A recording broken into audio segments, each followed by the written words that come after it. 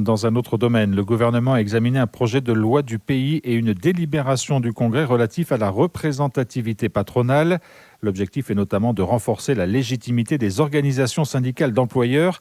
Il s'agit d'un dossier qui a mis plusieurs années à aboutir. Actuellement, les organisations syndicales d'employeurs voulant se voir reconnaître la qualité d'organisation syndicale représentative transmettent annuellement un dossier qui permet d'apprécier le respect des différents critères et des conditions exigées pour bénéficier de cette reconnaissance. Le projet de loi propose de mieux l'encadrer.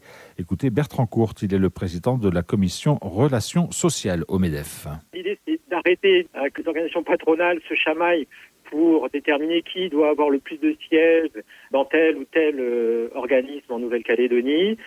Du coup, on a trouvé un terrain d'entente entre organisations patronales sur un ensemble de critères. Il y en a 3. C'est le nombre d'adhérents directs dans l'organisation, le nombre de salariés représentés par les adhérents directs et l'autonomie financière.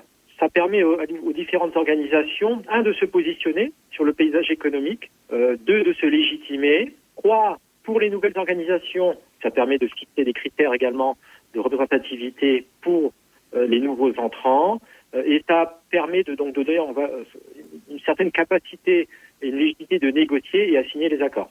Je pense qu'on devrait tourner, in fine, sur une répartition et une audience patronale autour des 60% certainement pour le MEDEF et autour des 20-20 entre CPME et UDP.